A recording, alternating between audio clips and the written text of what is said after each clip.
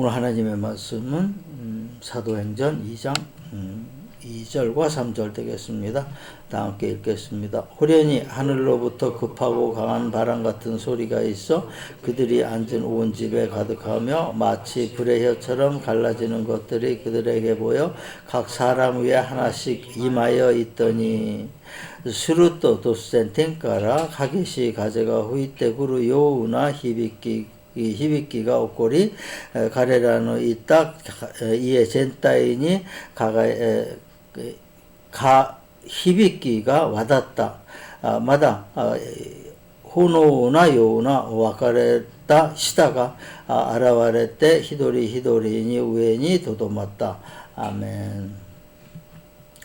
오늘 이제 본 말씀을 본다라면 성령께서 초대교회 성령께서 임하는 장면을 그대로 이제 표현을 한 거예요. 오늘이 이제 성령 강림 주일이죠. 그러니까 우리가 이 성령 강림 주일에서 성령이라는 그러한 개념을 확실히 하고, 성령이 이제 오늘 설명하고 다 되질 않습니다. 아주 깊이 들어갈 수도 있어요. 그러면 너무 깊이 들어갈 경우에는 좀 또 그것도 문제가 돼요. 너무 깊이 들어가면은 또 뭐가 문제가 되냐면은 신비주의에 또 가까워질 수가 있어요. 그러니까 그 선을 잘 지키면서 우리의 믿음에 그 도움이 되는 그런 부분을 이제 우리가 받아들이는 그러한 것이 되겠습니다. 왜냐하면 이단들이 흔히 얘기하는 게 뭐냐면 성령 강림하고 요한계시록에 그 나오는 그 내용이거든요. 다니엘서 나오는 내용하고 요한계시록에 나오는 내용하고 또 그 사도행전에서 그 성령 그 부분만 딱 발췌해 가지고 그걸 사용을 하고 있어요. 간단하게 얘기한다면은 그 다락방이나 신천지가 2명씩 다니는 것도 성경에 사도행전에 나오는 거예요. 2명씩 다녀라는 것도 다 나오는 거예요. 그리고 어떠한 핍박을 받던지 그걸 당연한 걸로 생각을 해라. 그러니까 무조건 그 방문을 해서 핍박 받으면 받는 대로 이건 다 받아들이고 이제 이런 식으로 되는 거예요. 그러니까 요거는 잘못된 좀 약간 왜곡시킨 거죠. 그래서 그렇게 그러한 행동이 나오는 거예요. 그러니까 거기까지는 우리가 이성적으로 믿음 안에서 그 판단을 할 수가 있어요. 그런 판단을 할 줄 알아야 되는 거예요. 여러분 그 이단을 가만히 보세요. 혼자 다니는 이단이 없어요. 다락방도 그렇고 또 그 미국에서 온 그 하얀 와이셔츠 입고 까만 바지 입고 다니는 그런 사람들 있죠. 지금 이름은 잊어버렸는데 그런 그 유타주에서 시작된 거 그런 사람들도 꼭꼭 2명씩 다녀요. 그 이유가 있는 게 성경에 그렇게 나와 있으니까 2명씩 짝져서 다니는 나와 있으니까 그렇게 다니는 거예요. 그러니까 전혀 거기에 대해서 말은 못하지만은 그렇게 다니는 걸로 인해 가지고 과연 그 세상 그 사리에서 세상을 적응하고 세상에서 우리가 하나님 뜻을 펼칠 수가 있냐? 절대 그렇지 않다는 거죠. 그렇게 다니려면은 다 때려치고 그것만 한다는 거죠. 다 때려치고 그것만 한다는 거, 그 자체가 하나님 뜻에 어긋나는 거예요. 그러니까 그걸 우리가 잘 알아야 되는 겁니다. 그러니까 아브라함이 이삭을 바친 곳이 어디예요? 예루살렘이에요. 그게 아브라함이 이삭을 바쳐가지고 이삭을 죽이려고 했던 자리가 예루살렘이에요. 근데 예수님께서 십자가에 돌아가신 곳도 예루살렘이에요. 근데 성령께서 강림하신 곳도 예루살렘이에요. 마가의 다락방이라고 그러죠. 예루살렘이에요. 그러니까 이거를 우리가 깊이 생각을 해야 돼요. 왜 한 곳에서만, 왜 역사적인 사건이 구약에서 또 보여주셨고, 신약에서도 보여주셨고, 그 성령 사건은 뭐냐면 신약 이후의 일을 계산을 한 거예요. 생각을 한 거예요. 신약 이후의 일까지 다 생각을 했냐. 그러면은 그것을 우리가 볼 수 있는 게 뭐냐. 구약에서 신약 또 미래 시대까지 일관된 그러한 언약 사건의 흐름이라고 볼 수 있는 겁니다. 하나님께서 약속하신 거죠. 하나님께서 약속을 하셨는데 내 자식에게 뭐 하늘에 그 바닷가에 모래 같은 많은 자식이 생기고 그리고 축복의 근원이 되리라 얘기하신 거예요. 그거를 결정적으로 확정시킨 것이 이삭 사건이에요. 아브라함과 이삭 사건. 아브라함이 떠났을 적에 고향에서 떠났을 때 그 사건이 확정진 게 아니에요. 확정진 게 이 아브라함이 이삭 사건으로 해서 완전히 확정진 거예요. 그러면서 확정지었고 신약에서 예수님께서 그 십자가에 돌아가신 예루살렘에서 십자가로 돌아가신 데는 그 확정진 장소에서 그 삶의 축복뿐이 아니고 영혼의 구원의 축복 주신다는 뜻으로 예루살렘에서 거기서 돌아가신 거예요.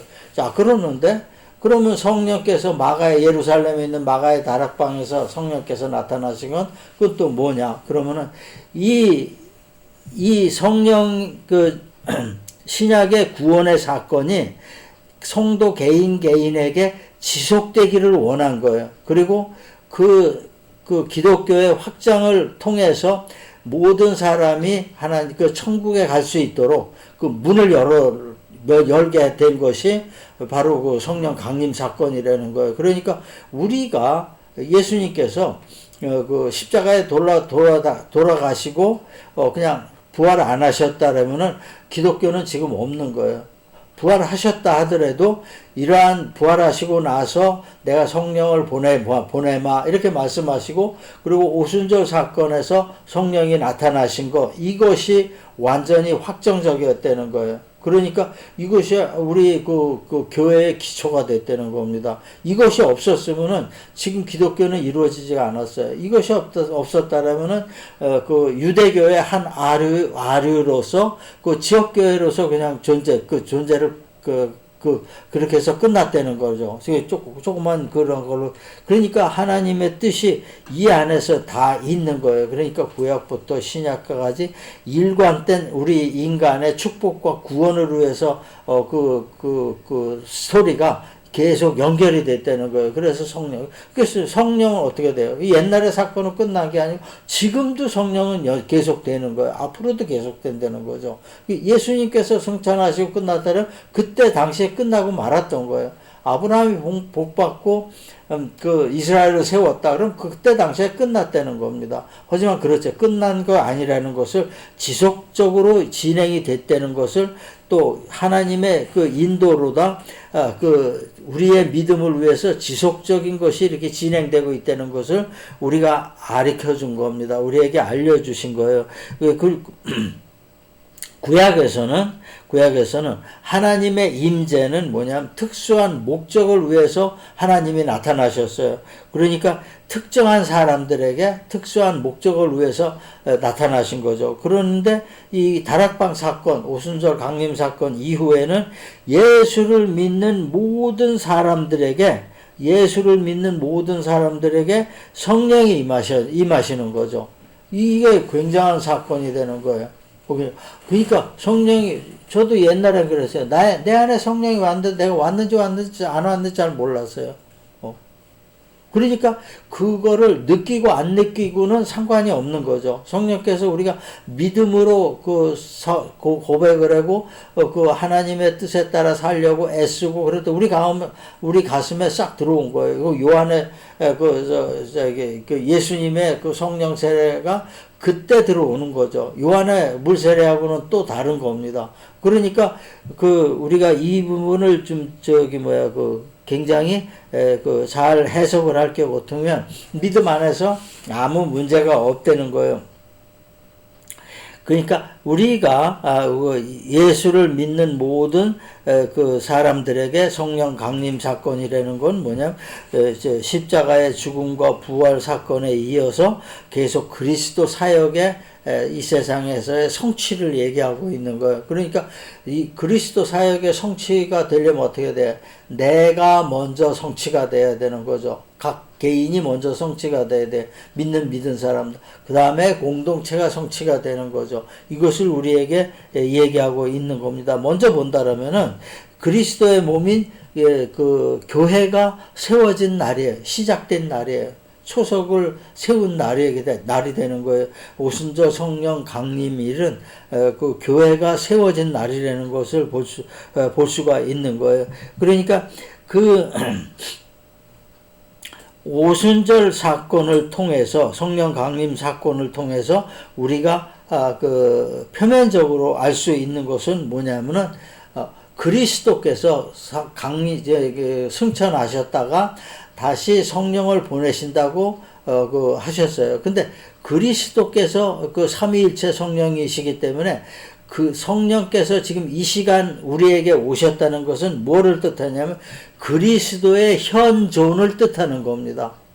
그리스도가 현재 왔다는 것을, 우리 앞에 왔다는 것을 뜻하는 거예요. 그걸 나타내는 거가 되는 겁니다. 그러니까 그 부활하신 그리스도의 영이며 승천하신 그리스도의 현재로의 강림이라는 거죠. 그러니까 우리가 믿음 안에 온전히 들어간다는 거예요. 그러니까 바울도 저기 얘기했죠. 그러니까 믿고 믿음은 들음에서 난다 그랬죠. 믿으면 들으면서 내가 또 행위로 그걸 실천하려고 그러더라면 온전한 믿음이 되는 거예요. 그러니까 이때 그냥 우리가 우리 안에 성령이 들어오시는 거예요. 그러니까 우리가 그것이 뭐냐면은 아주 좋지 않게 생각하는 사람들은 뭐 악에 구속되나 또 성령에 구속되나 어차피 구속되는 건 똑같지 않냐. 이게 결과는 완전히 다른 겁니다. 우리는 악의 구속에서 성령의 구속으로 바뀌어진 거예요. 그러니까 성령의 인도가 되는 거죠. 구속이라고 하죠. 성령 우리가 받았다 그래가지고 내 맘대로 못하냐? 안 돼. 해요. 얼마든지. 그러는데 뭐가 있냐? 깨닫게 해주시고 성령께서 인도를 해주신다는 거예요. 그게 굉장히 우리에게 그 구분이 되는 거예요. 같은 구속이라도 그런 게 구분이 되는 겁니다. 그러니까 이 성령 사건으로 인해서 우리 기독교가 온 세상으로 활동 영역을 넓혀버린 거죠. 이게 없었으면 우리가 안 되는 거죠. 예수님께서도 돌아가실 때도 부활하셨을 때도 항상 말씀하셨어요. 너희는 세상에 나가서 복음을 전파하라. 이렇게 계속 말씀하셨대요. 그게 뭐냐면은, 물론 선교사 얘기도 되는 거예요. 선교사로 파송을 하고, 선교사를 믿지 않는 나라에 보내는 거예요. 또 맞는 얘기하지만, 더 구체적으로 들어간다면은, 나의 생활에 그걸 받아들여서 나의 생활을 보고 믿지 않는 사람들이 그 가치를 높이 평가하게끔 하려는 얘기예요. 그것이 선교라는 겁니다. 그러니까 모든 세상 사람들에게 그걸 전파하라. 내가 어디에 있든지, 내가 한국 사람이면서 미국에 있든지 내 삶을 통해서 하나님을 증거하는 겁니다. 살아계심을 증거하는 거예요. 그러니까 어떻게 돼요? 결과적으로 성령 사건은 교회가 이 땅에 세워진 첫날이 되는 겁니다. 교회가 이 땅에 세워진 첫날이 되는 거예요. 우리가 이것을 알고 있어야 돼요. 성령 사건으로 우리가 받아들이는 그 내용이, 의미는 이런 것이라는 것을 우리가 알 수 있는 것입니다. 두 번째 본다면 성령 강림과 또 성령 충만은 다르다는 거예요. 이거 요즘에 많이 헷갈리게 이때도 쓰고 저때도 쓰고 그랬는데 안 그래요. 성령 강림은 다시 말하면은 성령 세례예요. 성령 세례는 예수님이 내 마음에 들어와 계시면은 성령 세례가 되는 거예요. 물 세례와는 다르는 거죠. 성령 충만은 뭐냐면은 우리가 그리스도 안에서 믿음으로 살아갈 때 연속적으로 체험할 수 있는 은사가 성령 체험이에요. 믿음 안에서 이루어지는 일, 하나님의 만지심이 이루어지는 것이 성령 인도함에 따라서 하나님께서 우리에게 우리의 마음과 육체를 만져주시는 것이 바로 이것이 성령 세례라는 거예요. 그러한 거고, 또 그러한 체험이 계속되는 거, 그것이 성령 충만이고, 그러한 체험이 계속되는 거예요. 성령 충만한 세상에 산다는 거예요. 그러니까 성령 세례, 성령 강림은 일회성으로 끝나는 거예요. 그때 그 제자들에게 성령 강림하셨죠. 그러면서 제자들에게 그 말씀하신 게 뭐냐면은 너는 모든 사람들에게 나가서 세례를 주고 이랬다 그래요. 세례를 주고 믿음 안에 들게 하라 그래. 바로 그 성령 세례가 바로 이런 겁니다. 이런 거기 때문에 우리가 바로 그 목회자가 성령 세례도 줄 수도 있고 본인이 직접 받을 수도 있고 그러는 거예요. 이거는 믿음 안에서만 이루어지는 거예요. 이 물세례는 어떤 형식이 정해져 있지만은 성령 세례는 형식이 정해져 있지 않다는 거예요. 그 다음서부터 그 사람에게 일어나는 거는 성령 충만한 역사가 일어난다는 것을 우리가 알 수 있다는 거예요. 이게 성령 충만을 구한에게 아주 헷갈리는 사람들 있죠. 헷갈리는 사람들이 성령 충만하고 성령 세례하고 헷갈리는 사람들이 있어요. 그런 사람들을 위해서 누가복음 11장 9절에서 말씀하신 거 구하라 그러면 받을 것이다 주실 것이다 이걸 얘기한 거예요. 마태복음 7장 7절에 나와 있는 구하라 그러면 얻을 것이다 하고는 또 다른 거예요. 이거는 구하라 그러면은 주실 것이다는 마태복음은 세상의 축복을 얘기한 겁니다. 그리고 누가복음에서 구하라 그러면 주실 것이다 그러면은 그거는 성령을 얘기하고 있는 거예요. 성령 세례를 얘기하고 있는 거예요. 이 방법도 자기 자신이 구하면서 얼마든지 받을 수 있다는 것을 얘기하고 있는 겁니다. 그러니까 그 성령을 우리가 구한다는 것은 뭐냐면 깊은 믿음을 구한다는 거예요. 본인이 알든지 모르든지 믿음에 들어오면은 내가 조금 더 부족한 것이 있다. 조금 더 깊은 믿음을 갖고 싶다. 그럴 때 그 기도했을 적에 우리에게 오는 것이 한 단계 위에 누가복음 11장 9절의 말씀이 된다는 것을 우리가 알 수 있는 것입니다. 그러니까 이 구약에는 그런 거에 많이 나와 있어요. 예언과 환상과 꿈 이런 것이 많이 나와 있죠. 그러니까 그 예언과 환상과 꿈 이런 거는 조금 전에도 얘기 드렸지만은 특정한 사람에게 특정한 목적을 위해서 하나님께서 베푸신 거예요. 그러니까 오순절을 기점으로 해서 우리는 믿는 사람들은 모두 누리게 된 겁니다. 그러니까 믿음을 통해서 우리가 성령을 받아서 은사를 누리면서 하나님께 한 발 한 발 더 가까이 갈 수 있다는 거예요. 우리 사람은 그래요. 약하고 부족해요. 아침에 하루에 본다라면은 마음이 12번도 더 바뀔 때가 있어요. 어떤 때 그러니까 그 전에 여의도 순복음교회 거기서 또 그런 얘기했죠. 이 안에서는 성령 충만해서 나눠주고 별거 다 나눠줄 것 같이 예배 때는 그러다가 딱 나가면은 뭐냐면은 그 교회 버스 먼저 타려고 난리들 친다고 그런다고. 이게 뭐냐면 금방 들었는데도 금방 까먹는 거예요. 어떻게 해야 된다는 거 금방 까먹는 거예요. 이러니까 그래서 우리에게 성령의 인도가 필요해야 되는 거예요. 그걸 깨닫게 해주시는 거예요. 그때 딱 그 말씀을 생각한 사람이라면 딱 탈 때 이게 아니지. 딱 한 발 뒤로 빠지게 되는 거죠. 이런 식이 되는 거죠. 이것이 뭐냐면은 이런 거 하나하나가 겹침으로 해서 우리가 하나님 앞에 한 발 더 가까이 가는 거예요. 성화를 위해서 한 발 한 발 더 가까이 가게 되는 거예요. 이것을 우리가 알 수 있다는 거예요. 이게 뭐냐면 깊은 믿음이에요. 또 한 단계 발전된 믿음을 얘기하고 있는 거예요.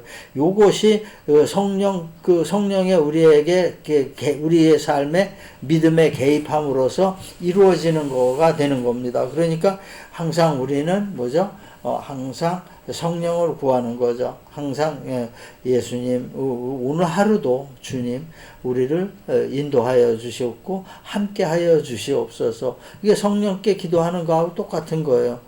그리고 그러면서 성령 오늘도 성령 충만케 하옵소서 이렇게 되는 거죠. 이것이 우리에게 필요한 거예요. 그러니까 그 성령 충만이라는 것은 그리스도를 믿는 믿음으로 이미 내 안에 내주하신 성령의 지배와 인도를 받는 상태를 말하는 거죠. 이게 성령 충만이에요. 그러니까 공간적으로 우리가 우리의 마음에 여기 저기 오늘은 뭐 성령 공간적으로 우리 가슴에 성령 충만, 성령을 가득 이게 꾹꾹 찍어 눌러가지고 이 안에 채운다, 그런 뜻이 아니거나 또 성령께서 다시 들어왔다 나갔다는 그러한 개념이 아니라는 거를 얘기하고 있는 거예요. 그러니까 이게 성령 그 성령 강림과 성령 세례와 성령 충만을 정확히 구분할 때는 우리가 더 쉽게 갈 수 있는 거죠. 이게 어떤 때는 만약 왔다 갔다 하고 막 이게 이거 같고 저게 이거 같고 막 그러는 거예요. 그러니까 성령 충만을 계속 강조하다 보면은 내 안에 성령이 없는 거가 되는 거죠. 그럼 또 들여오는 게 그건 아니라는 것을 우리가 알 수 있는 겁니다. 또 마지막으로 본다면은 성령 은사는 성도를 통해 교회를 세우기 위함이에요. 교회를 세우기 위함이에요. 교회는 뭐냐? 하나님의 나라죠. 주님이 계시는 곳이 교회예요. 그러니까 옛날에는 특정한 자에게 주어졌기 때문에 사울도 왕이 됐을 때 성령을 받았어요. 성령을 받고 왕이 됐어요. 근데 어떤 때 다윗하고 문제가 생겼을 때 성령이 떠나가 버렸다고요. 사울에게서 성령이 떠나가면은 그냥 끝난 겁니다. 그러니까 히브리서에 있죠. 성령을 한번 맛본 사람이 그 성령에서 떠난다면은 다시 성령은 못 받는다, 이렇게 되는 거예요. 이거 완전히 일회성이라는 거죠. 그러니까 한번 받았다, 한번 거부한 사람은 그걸로 끝난다는 것을 얘기하고 있는 거예요. 이 비근한 예를 본다면은 이단에 있는 사람들이 이런 걸 많이 경험을 할 거예요. 왜냐하면 그 사람들도 처음에는 성령 충만하고 성령 세례받고 활동을 했죠. 그러는데 그 다음에 나타난 것이 뭐냐면은 다른 쪽으로 가니까 성령께서 떠나가 버린 거예요. 그러니까 성령께서 떠나가라 버리면 어떻게 해요? 인간은 악령의 지배를 받는 거죠. 그러니까 그것이 우리가 가장 주의해야 되는 그런 부분이라는 거죠. 그러니까 모든 이들이 믿음을 통해서 성령의 은사를 받고 누리며 하나님께 나아가게 되는데, 이것이 뭐냐면 결과적으로 교회를 세우는 거라는 거죠. 교회는 어떻게 돼요? 내 안에 교회를 세우는 거죠. 먼저 내 안에 믿음으로 교회를 세워요. 그 다음에 내가 공동체 안에서 또 교회를 세우는 거예요. 내 안에 믿음이 쓴다라면 공동체 안에서 내가 공동체 기둥이 되는 거예요. 하나의 기둥이 되는 거예요. 예루살렘도 있죠. 12개의 기둥이 있었죠. 천국이. 그런 기둥이 되는 거예요. 그 하나의, 그러니까 그 공동체의 기둥을 세우는 거죠. 이런 것을 얘기하는, 나중에 사회의 기둥이, 사회도 또 하나의 기둥이 되는 거예요. 이것이 우리에게 주시는 말씀이에요. 그러니까 결국은 뭐냐면은 성령 강림이 우리에게 주시는 의미는 뭐냐면은 구원의 대상의 확대라는 거예요. 구원의 대상의 확대. 이스라엘에만 국한되지 않고 전 세계로다가 구원의 대상의 확대가, 성령이 아니었으면 이루어질 수가 없는 일이죠. 그것이 구원의 확대가 이루어지면서 이를 위해서 각 사람에게 은사를 주시는 것은 뭐냐면은 그 교회를 세우기 위한 것입니다. 아무리 확대되면 뭐합니까? 교회가 세워져서 거기에 하나님 나라가, 올바른 나라가 세워질 경우에 그 공동체 안에서는 삶의 행복을 느끼는 거죠. 만족하는 겁니다. 이것이 바로 천국이라는 걸 느낄 수가 있는 거예요. 이것을 하기 위한 것을 우리가 이 시간 우리에게 주시는 말씀이에요. 얘기를 이제 마무리하겠습니다. 하나님은 구약에서 바벨탑을 만들 때, 사람들이 바벨탑을 만들 때 어떻게 했냐? 못 만들게 하려고 어떻게 했냐면 언어를 주셨어요. 흐트러뜨려 놓은 거죠. 언어를 흐트러뜨려가지고 말이 안 통하니까 바벨탑을 더 이상 질 수가 없는 거예요. 말이 통해야 뭘 공사를 하지. 그래서 하나님은 그렇게 하셨어요. 근데 자, 그럼 신약에 와서는 마가의 다락방에서 성령 강림할 때 뭐냐면은 전부 방언으로 했다고 그래요. 그 방언이, 이때 방언이 무슨 방언이냐면은 외국어 방언이에요. 나도 모르게 내 생각이 외국어로 나오는 거, 배우지도 않고 그런 외국어로 나오는 방언이에요. 이게 첫 방언이 되는 거예요. 저도 그런 걸 한번 경험했으니까. 근데 이 방언이 딱 나오는데 그 제자들이 전부 바닷가에 어부들에 회화를 다른 나라 말을 알겠어요? 하지만은 그 모인 사람들이 사도행전에 모인 사람들이 그 지방 중동 각지에서 온 사람들이 모인 거예요.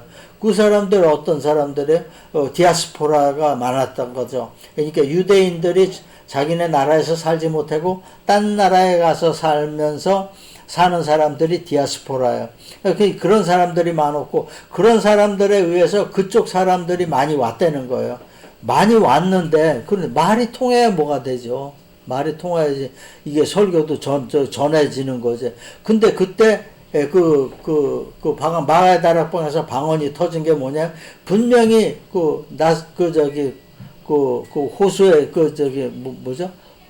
나사렛 거기에서만 사는 사람들이 말도 거기 말 뺏기 모르는 사람들이 저 먼 곳에 말을 하는 거예요.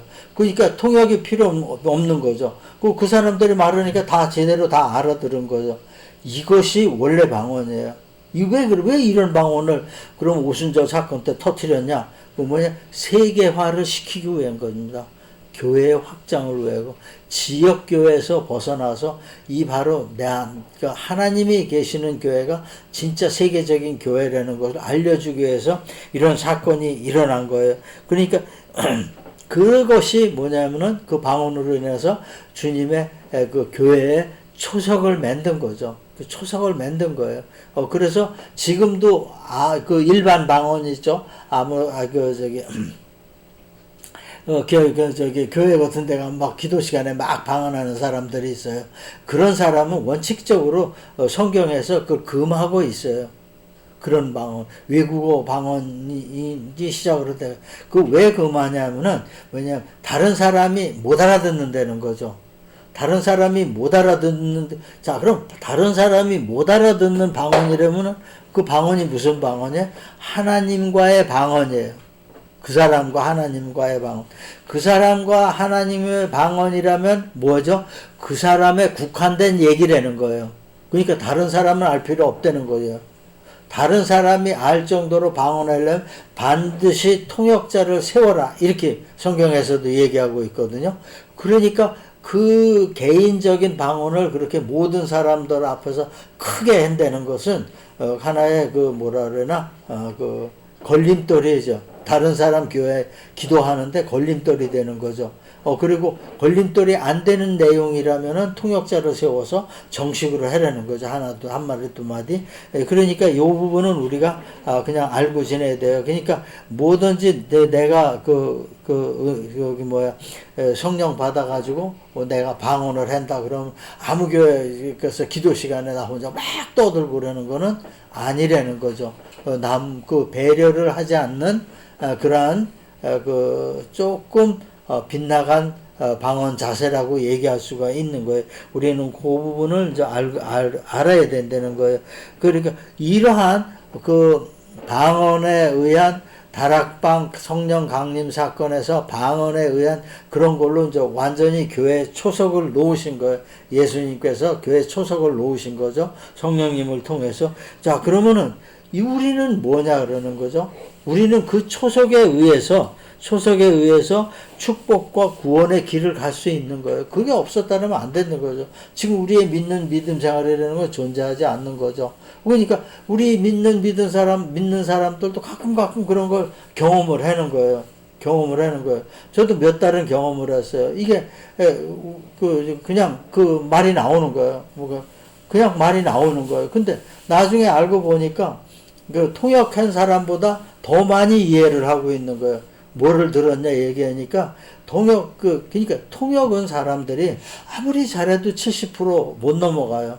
아무리 통역을 잘해도 그러니까 보통 한 절반밖에 못 하는 거예요. 이 사람들이 이해하는 게. 근데 이거는 내가 못하는 말로 했는데도 70% 이상을 받아들인 거예요.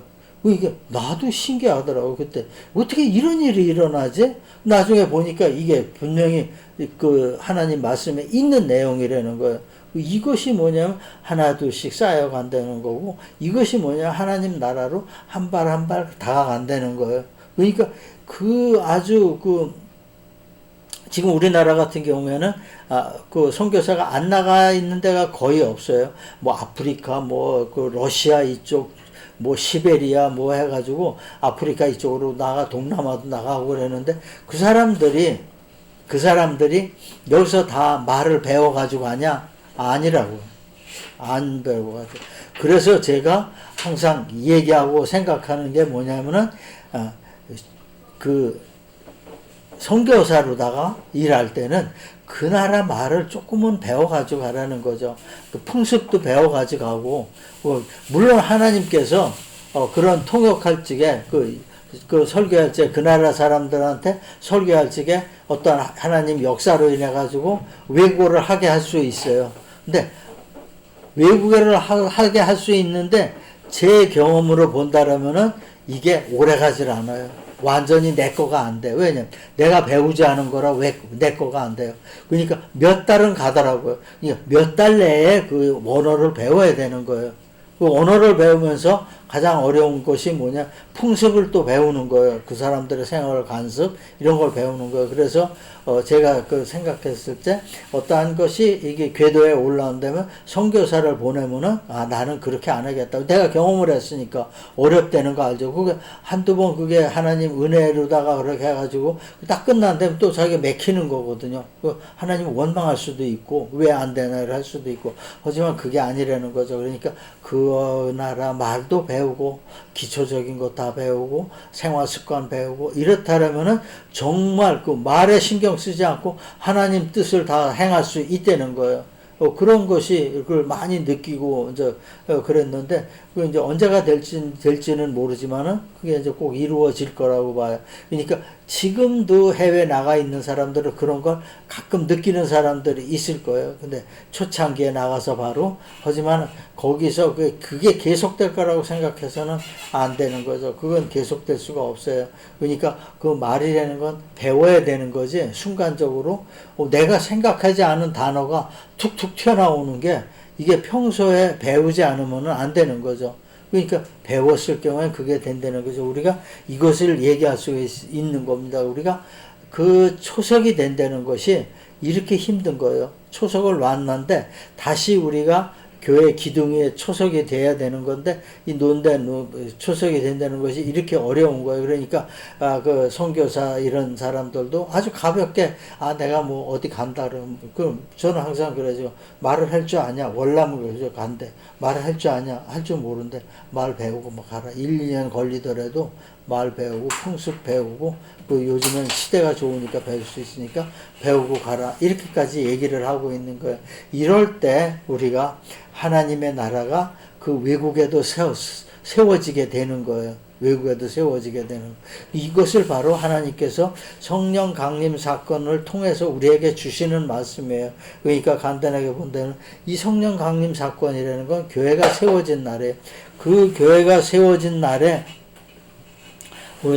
날이고, 그 교회를 유지하고 더욱 발전시키고 믿음에 더욱 확장을 위해서 우리가 성령한테 받는 것이 성령의 은사를 받는다는 거. 이것이 뭐냐면 그러한 유지 발전도 좋고 하지만은 더 중요한 거는 내 안에 내가 올바로 서서 간다는 거야. 하나님 앞으로 올바로 서서 가는데, 이때 우리가 구분해야 될 것은 성령 강림 사건에서 성령 세례와 성령 충만을 우리가 구분했을 때는 더욱더 지름길이 된다는 것을 얘기하고 있는 거예요. 그러니까 여러분들께서도 마음에 부족하다 그러면은 그 누가복음 그것을 이용을 해서 11장 9절을 이용을 해서 인용을 해서 구하면 되는 거예요. 그러면은 벌써 온 사람이면 아무 느낌이 없어요. 내 안에 성령이 온 사람, 분명히 여기 계신 분들은 다 왔으니까 아무 느낌이 없어요. 그럼 그 대신에 이제 성령 충만을 구하는 거죠. 그러면은 이제 또 매일매일 또 우리가 그러한 새로운 경험을 할 수 있다는 겁니다. 이러한 새로운 경험 속에서 행복한 주님 그러한 새로운 경험 속에 있는 하나님의 은혜 안에서 행복한 여러분과 여러분의 가정이 되시기를 주님의 이름으로 축원합니다.